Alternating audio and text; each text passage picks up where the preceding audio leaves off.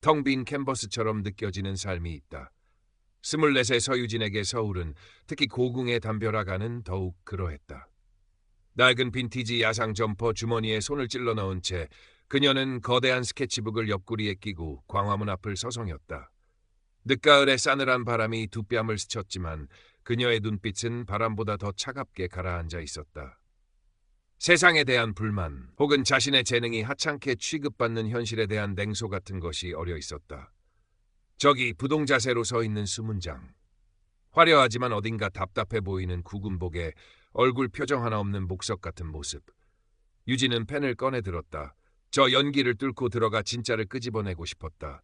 저 완벽하게 통제된 모습 뒤에 숨겨진 인간적인 균열 혹은 허점을 포착하고 싶었다. 그것이야말로 진짜 예술이 아닐까. 그녀의 예술은 언제나 기존의 질서, 위선적인 권위에 대한 도전이었다. 인정받지 못하는 자신의 처지에 대한 반항심의 표출이기도 했다. 주변에는 제법 많은 관광객들이 있었지만 유진의 눈에는 오직 꼿꼿하게 서 있는 수문장, 김병장만이 들어왔다. 좋기 40은 넘어 보이는 그는 수십 년간 저 자리를 지켜온 사람처럼 보였다. 햇빛에 반사되는 환도의 칼날처럼 그의 눈빛은 날카롭고 단호했다. 흠잡을 데 없이 완벽하게 각 잡힌 자세는 오히려 비인간적으로 느껴질 정도였다. 유진은 입술을 비죽이며 스케치북을 펼쳤다. 참 애쓴다, 애써. 혼잣말처럼 중얼거리며 그녀는 빠르게 펜을 돌렸다. 경직된 어깨선, 굳게 담은 입술, 공허해 보이는 눈빛. 그녀는 자신이 진실을 꿰뚫어 보고 있다고 생각했다. 저것은 살아있는 인간이 아니라 잘 만들어진 마네킹 혹은 과거의 유물에 불과했다. 현대사회의 생동감과는 전혀 어울리지 않는 박제된 전통. 그때 옆에서 작게 헛기침 소리가 들렸다. 유진은 고개를 돌렸다. 비슷한 또래로 보이는 남자가 약간 불안한 표정으로 그녀를 보고 있었다. 깔끔한 캐주얼 차림의 그는 아마도 평범한 대학생이거나 사회 초년생일 것이다. 박민준이라고 했던가. 아까 스치듯 인사를 나눈 것 같기도 했다. 저기, 너무 가까이 가신 것 같은데요. 민준이 조심스럽게 말했다. 유진은 어깨를 으쓱했다. 예술가는 원래 경계를 넘나드는 존재예요.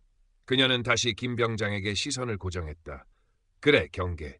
저 수문장이 지키고 서 있는 보이지 않는 선. 그것을 넘었을 때 저 마네킹은 어떤 반응을 보일까? 유진의 가슴 속에서 억눌려 있던 충동이 꿈틀거렸다. 어쩌면 이건 단순한 스케치가 아닐지도 모른다. 이건 하나의 실험 혹은 도발이었다. 그녀는 일부러 통제선에 더 가까이 다가섰다. 발끝이 거의 선에 닿을 듯 말 듯한 거리. 김 병장의 미동도 없는 얼굴을 더 자세히 관찰하려는 듯 그녀는 스케치북을 바짝 치켜들었다. 펜끝이 그의 얼굴 윤곽을 따라 움직였다. 숨 막히는 정적. 주변의 소음마저 멀어지는 듯했다. 바로 그 순간이었다. 물러서시오. 벼락 같은 고함 소리가 고궁의 정적을 갈랐다. 너무나 크고 단호한 목소리에 유진은 저도 모르게 움찔했다. 김 병장의 목소리였다.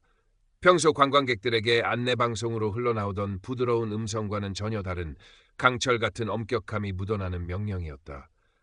유진은 놀란 가슴을 애써 진정시키며 반항적으로 쏘아붙였다. 뭘 그렇게 놀라요?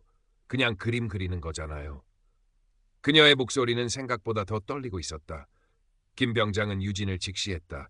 그의 눈빛은 조금 전까지의 공허함 대신 차가운 분노 혹은 경고의 빛을 담고 있었다.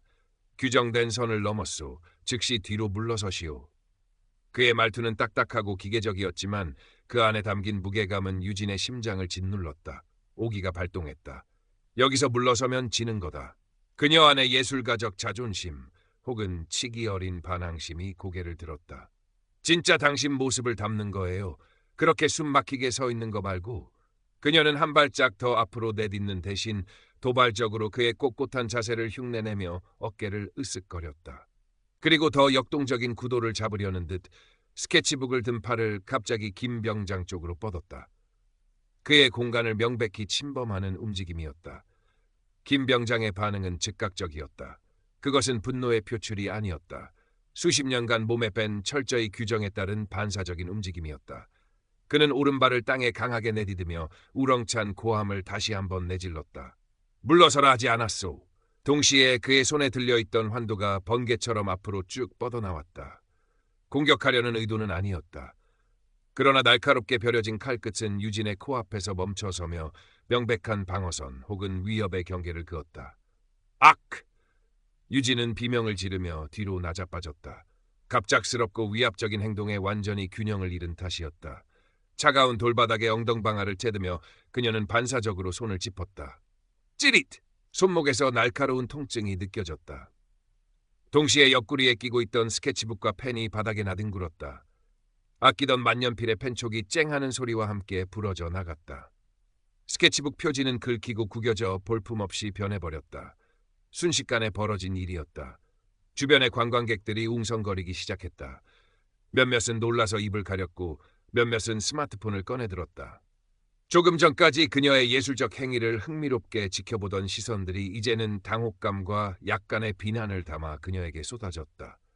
유진은 넘어진 자세 그대로 멍하니 앉아 있었다. 손목의 통증보다 더 아픈 것은 타는 듯한 수치심과 굴욕감이었다. 그녀가 도발했던 마네킹은 살아있는 위협으로 돌변했고 그녀의 예술적 실험은 한순간에 우스꽝스러운 촌극으로 전락했다. 부러진 펜촉처럼 그녀의 자존심도 산산조각 난 것 같았다. 김 병장은 조금의 동요도 없이 환도를 칼집에 천천히 집어넣었다. 그의 얼굴에는 여전히 어떤 감정도 읽을 수 없었다. 그는 넘어져 있는 유진을 내려다보지도 않고 허리에 찬 무전기를 꺼내들었다. 낮고 침착한 목소리로 상황을 보고하는 듯했다. 그의 행동 하나하나는 철저히 규정에 따른 것이었고 거기에는 어떤 사적인 감정도 개입될 여지가 없어 보였다. 그는 시스템 그 자체였다. 흔들리지 않고 감정에 휘둘리지 않는 거대하고 냉정한 질서의 일부. 그때 박민준이 망설이며 다가왔다. 그는 주변의 시선을 의식하면서도 유진에게 조심스럽게 손을 내밀었다. 괜찮아요? 많이 다친 것 같은데. 유진은 그의 손을 뿌리치고 싶었지만 그럴 기력조차 없었다. 그녀는 그의 도움을 받아 겨우 몸을 일으켰다. 욱신거리는 손목을 감싸지며 그녀는 바닥에 떨어진 스케치북과 부러진 펜을 주워들었다. 아끼던 스케치북의 상처는 마치 자신의 마음 같았다. 그녀가 진짜라고 믿었던 예술적 신념, 세상을 향한 날선 비판은 결국 이런 초라한 결과를 낳았을 뿐이었다. 잠시 후 제복을 입은 궁궐 관리 직원 2명이 다가왔다. 그들은 김 병장에게 짧게 경례를 하고 상황을 보고받았다. 그리고 유진에게 다가와 신분증 제시를 요구하고 궁궐 내 규정 위반에 대해 차분하지만 단호한 어조로 설명했다. 다행히 큰 소란으로 번지지는 않았지만 경고 조치와 함께 인적사항이 기록되었다. 유진은 아무 말도 할 수 없었다. 변명할 수도 항의할 수도 없었다. 그녀의 모든 행동은 명백한 규정 위반이었고 그 결과는 오롯이 그녀의 몫이었다. 모든 절차가 끝나고 유진은 풀린 다리로 광화문 광장을 가로질렀다. 싸늘한 가을 바람이 상처 입은 자존심처럼 시렸다. 그녀는 무심코 고개를 돌려 광화문 쪽을 바라보았다. 김 병장은 여전히 그 자리에 조금 전과 똑같은 자세로 서 있었다. 주변의 소란은 아무 일도 없었다는 듯 잦아들었고 그는 다시 완벽한 마네킹으로 돌아가 있었다. 하지만 유진의 눈에는 더 이상 그가 마네킹으로 보이지 않았다. 그는 흔들리지 않는 규율, 거스를 수 없는 질서의 상징이었다. 그녀가 하찮게 여겼던 그 경직성 뒤에는 오랜 시간 다져진 책임감과 의무의 무게가 있었다. 그녀의 충동적인 예술은 그 무게 앞에서 너무나 가볍고 무모했다. 그녀는 그의 진짜 모습을 끄집어내려 했지만 오히려 자신의 어리석음과 미숙함만을 적나라하게 드러냈을 뿐이었다. 손상된 스케치북을 쥔 손에 힘이 들어갔다. 욱신거리는 손목의 통증이 그녀가 치른 대가를 끊임없이 상기시켰다. 예술과 자유, 그리고 규칙과 책임.